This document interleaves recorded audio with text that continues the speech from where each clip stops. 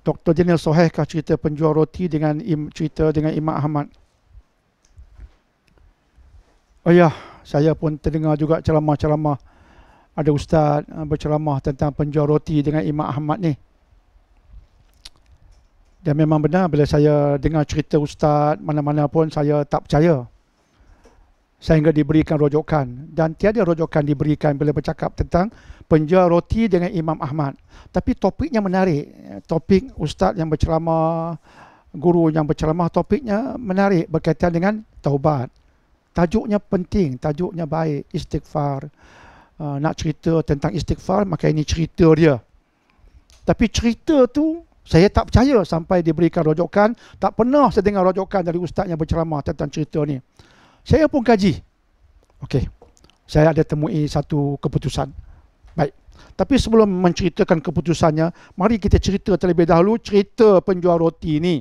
Ceritanya panjang lebar tapi rumusannya macam ni. Imam Ahmad bin Hanbal rahimahullahu ta'ala, siapa tak kenal beliau? Ulama hadis, ulama fiqh yang hebat. Imam Ahmad bin Hanbal, pengasas mazhab Hanbali.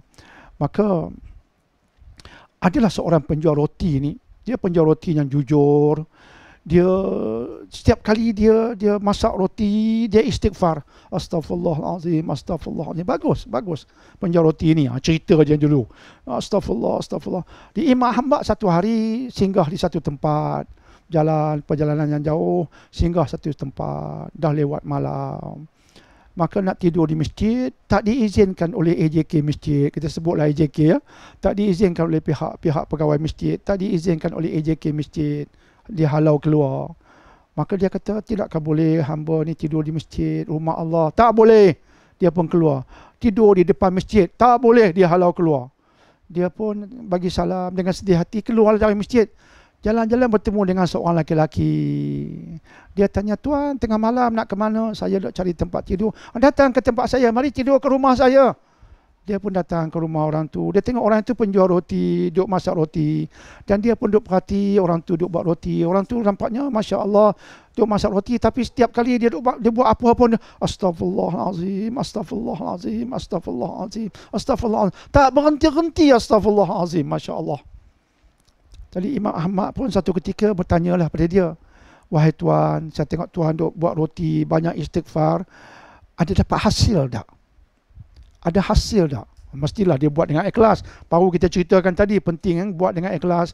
Ada hasil tak? Dia kata, Alhamdulillah tuan hamba, saya istighfar tak berhenti dan apa saja yang saya minta pada Allah makbul. Kecuali satu. Alhamdulillah, apa yang saya minta saya nampak jadi ya. Kecuali satu. Apa dia yang satu itu? Saya berhajat nak bertemu Imam Ahmad bin Hanbal, Allah tak pernah bagi. Satu tu yang tak pernah jadi. Saya berhajat nak bertemu ulama ini yang terkenal ni, Imam Ahmad bin Hanbal. Yang tu satu ya Allah tak bagi.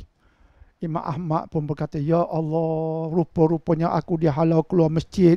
Semua hikmat Allah.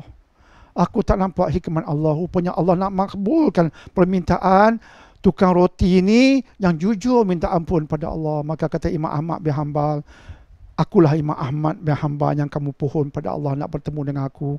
Berkat istighfarmu, Allah izinkan kamu bertemu dengan aku. Dia pun bersyukur pada Allah dengan berkat istighfar. Dia ustaz duk cerita tu, nak cerita, itulah the power of istighfar. Di kita yang dengar makmum, Allah, begitulah kita kan. Dengar cerita ustaz ni. Dia tuan macam tu kan. Allah ustaz. Baguslah nak istighfar. Tapi cerita tu, saya pun kaji. Rupanya tak ditemui langsung asal usulnya. Dalam kitab Bidayah wa Nihayah. Dalam kitab-kitab yang menceritakan tentang Imam Ahmad bin Hanbal. Dan kitab-kitab agung para ulama yang menceritakan biografi Imam Ahmad bin Hanbal. Cerita ini tak ada dimuatkan dan rumusan ulama, cerita ini tiada asal usulnya. Jadi bukan cerita betul lah. Nak kata palsu pun boleh.